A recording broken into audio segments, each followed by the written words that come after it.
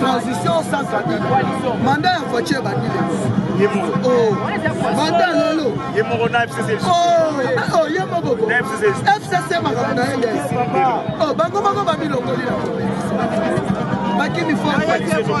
Ezalité, coalition ezalité. Yo moni bango, awa peuple congolais ya moko aye, liboso ya palais du peuple. Makambo coalition ezalité. Merci. Merci. Peuple congolais. Ah, big up.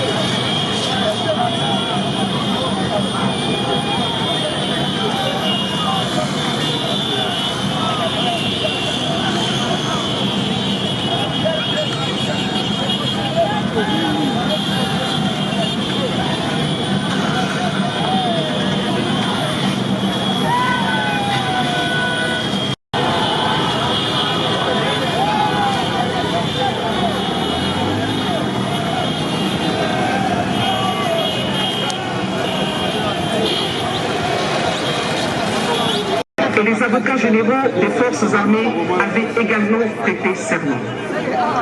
Se conformant à l'article 158, alinéa 1er de la Constitution de la République démocratique du Congo, qui dispose: la Cour constitutionnelle comprend 9 membres nommés par le président de la République, 3 sous sa propre initiative, 3 désignés par le Parlement réuni en Congrès et 3 désignés par le Conseil supérieur de la magistrature.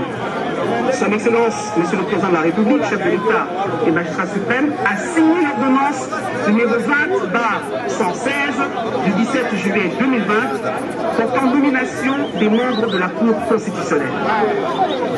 Par ailleurs, et ce de manière explicite, l'article 10 de la loi organique numéro 13/026 du 15 octobre 2013 portant organisation et fonctionnement de la Cour constitutionnelle dispose: avant d'entrer en fonction, les membres de la Cour sont présentés à la nation devant le président de la République, l'Assemblée nationale, le Sénat et le Conseil supérieur de la magistrature représentant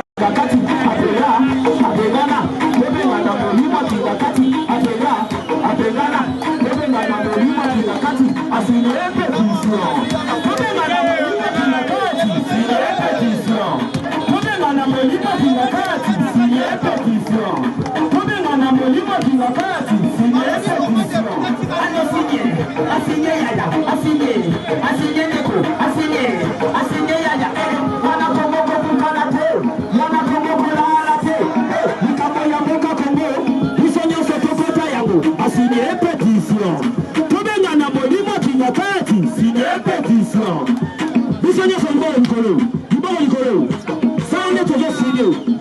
Mutabiki na papa ya bango sidi. Ezenda sa sidi. Kwa biso tumo. Karatata. Karatata. Karatata. Kurututu. Kurututu. Karatata.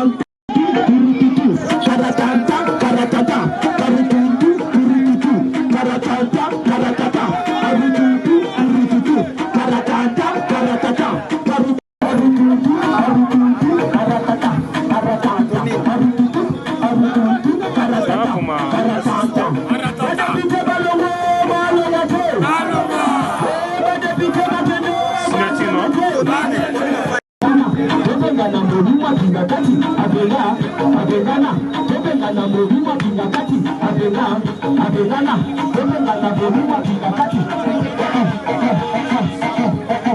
Donc FCC vraiment na soya makamuna bango. Le roi déjà ici va prêter seulement bako kanga batu wana tozo kombo na bango ndezo. Donc kombo déjà bango omoni bino moko wa makamisa sili sikoyo. Parce que ba loba ki a trop. Et là on ni sali bango passe. Parce sali bango nini? Parce que ba ba bazo kanga ma des autres. Congo zaki na KO. Alors ba ke soki bato e ba prêter seulement bango ba kanga ma des autres. Parce que dans 2 ou 3 mois Fachi Bento a comme président Union africaine. Alors, des pays et ça déjà awa na Kisasa. Yango moni ba Kagame batali sort na bango lobby. Lubero bakangiye na mbongo azo corrompre ba député pour ba côté là ye. Yango to biboy. Congo tellement eza salité trop photo kombola. To komboli si ba to kangi ba ngande à des autres. Ça c'est votre M de serviteur internet satellite de l'IDPS. Comment ni bino moko bakeso idéologie ya Congo. Comment ni mo kaka Congo. Na toujours biso to sala ba biloko. Badia ça. Ya bisi bino boy. Okamati milima kingakati bakoti réunion butu. Komaya badia biso. Milimo na bango. Komba ni bango. Kabila akomi na suka. Waza ki kata suka balinga babeta. Yango te bisi bango boy. Deka te bisi rabino. Comment nous faisons assimilé à Congo? Idéologie, nous sommes comme la Congo, nous sommes comme la force sanitaire de l'île, nous sommes comme la PETA, nous sommes comme la, nous sommes comme Luberwa, nous sommes comme Kamere, nous sommes comme Mabunda, nous sommes comme Tambouamamba, nous sommes comme Kabila. Après seulement, Mathieu Sili, il a filé, si on va les locaux, et Goya Sikoy. Les Lazali, délivrance à la République démocratique du Congo. Ouais, ça délivrance à Congo. Nous la Bébéti. Zambé à Pamboli Congo. Congo to Kangomi. Tolongo la Bouzoba. Yango to Komboli Bango. To Congo la Kata. Vous comprenez? Et puis, to signer dans la pétition. Dans un dissous de parlement à Kalaté. Janine Mabunda. Bako yambaya lisusu de la cité de l'Ouia. Aux Rwandaises. Yango okamati dossier Ruberwa.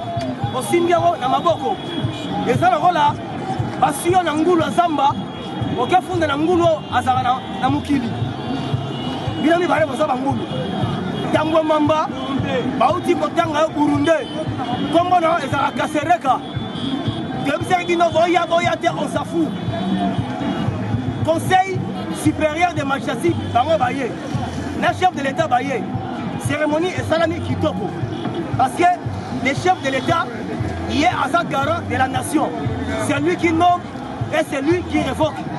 Donc, Machassi, donc, Komboli Bango, donc, Kombo la Bango,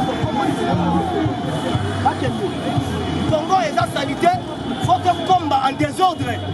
Là, on dit Machassi. Basole Sili et Katani. Makambouslo et bandit de l'élo. Là, tu vas faire un désordre. L'élo pour le bêtis, c'est l'Israël, c'est à Congo. En direct à parler du peuple. Ça, c'est votre M de serviteur. Internet, RFI et l'IDPS, papa satellite, le système ya Combo. Colo idéologie. Dans la bâtiment, ça va à Combo. Combo.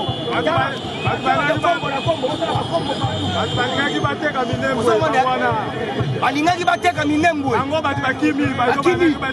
Donc bazobanga parce que dossier ya minembwe RFC Ruberwa akamati mbongo abandi ko corrompre ba député pour ba côté les makambo ya minembwe to timbeli bango de match esili et puis ndenge eza déjà on balingaki na minembwe bakabula bango ba carte congolais de façon tant au recensement et Rwanda baloba ni que non banyamulenge baza ba congolais eza lukuta. Il y a une grande différence. Congolais de réquisition, la Congolais d'origine est différent. Il y a Jean-Pierre Bemba l'habité. Trop c'est trop un recensement.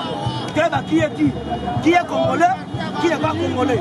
Il y a ici Mino, Combo Oyo, Weza Cour de cassation. Combo Oyo, Weza État de droit. Combo Oyo, Weza justice congolais. Ok, la justice congolaise est indépendante. Et puis, la police congolaise est indépendante. FARDC est indépendant. Il y a une justice, est dans le milieu du village. Pourtant, quand on a en désordre, il y a vraiment un résultat. Et là, nous allons la policier à San Essengo, la peuple à San Essengo. Ils sont la même morale parce que tous les Congolais, à ta licence de vérité. Donc c'est là qui juste Kadima. Mongo et ma pesa qui a fait sa kuluna. 10 000 francs congolais, là ma machette. Donc c'est Libango Awa, Ayete. Donc c'est que c'est les peuples qui gagnent. Yangwana. Yangwana Pesi Bino, merci. C'était votre haine de sécurité. Internet, RFI de l'IDPS, le système y a commandé le palais du peuple. Mabunda Yebango, chef de l'État, à Koyambaro, l'issue soutenu. Nous avons dissous de parlement et puis, Olongo Moussala. Toyaki parce que nazali ya UDPS toyaki ko soutenir makambo oyo ba juge oyo ya mboka ba juge ya batuté même ba juge ya mboka ba ko prêter serment liboso yo ya mokonza mboka yango toyaki pe na palais ba peuple po te ba soko za juge ya mboka la kisana misala comment juge ya mboka yozo wele la ka te ngana ozala te awo ya makambo ya mboka yango moni sikoyo mokonza mboka la non non non soto itoke na ngobo eza mabe biso to lobi ça va et loko ba benga ngo palais du peuple yango ni ba peuple ba babi ba député ba luka palais na bango ba peuple ba na palais na bango po ba juge ya mboka ba prêter serment liboso mokonza mboka donc mon makambo ngeke kimboka comment l'absence ya bandeko wana ça va pas créer une crise toujours pas raté papa moni na ndako soki mama salambi fufu papa tiki mbonga biloko balambi fufu mwana na bina rolia na ngate et aussi le côté au lieu de peut-être le moins ça pas si il a son droit aussi ya ngona lobby au lieu na yote to sala ngo problème ité to lobate ke fufu soki nini otikali mwana ya ndako mais fufu au lieu te donc eza na ngona incident satali kambo mo côté bango peut-être ba ya ko lemba même sous balala ki bien te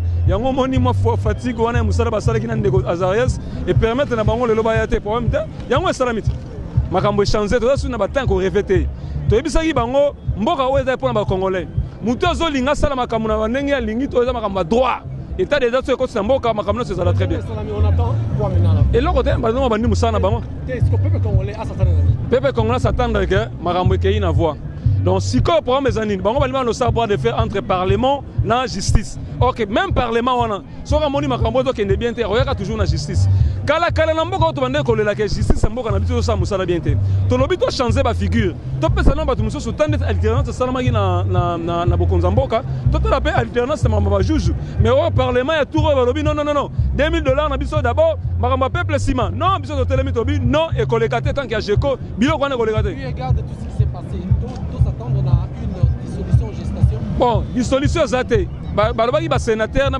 ba député ba yate menga na moni ba sénateur na ba ministre ya PPRD na kata salle donc ça là ici est un message quelques-uns na lobi eza ya PPRD na bazali na kata salle donc c'est que totanga ba kombote na lobi boy mais yo yebite ke plus mabilo azali moto ya FCC wana photo yebiso yo yebite bango nyonso batangi bilongo misusu tanga te bango bazali na kati wana et la kisi déjà signe biso to lobi to redissoudre d'assemblée au te ba député to rozana bango mais ba rekombona siko force à justice na mboka o yango moni ba justice basengi ba longola immunité de mois o ba pesa ba député na ba yimba ministre lo kuto ba ko sa ko aider mokonza mboka te biloko wana fo longwa pour permettre au salika mabe maman mukamate mbala moko ndolo za nini o za na selemba une etoni nante caméra na posa ba voisin belé pour la nini ba caméra za yemoko il faut ba voisin na ba fana na bango pour ba sololaka baloba ke cette fois-ci c'est justice ya mboka na biso ndefandisi makambo kimia ba député na biso oyo lelo déjà to la kisi message ya koloba na bango ke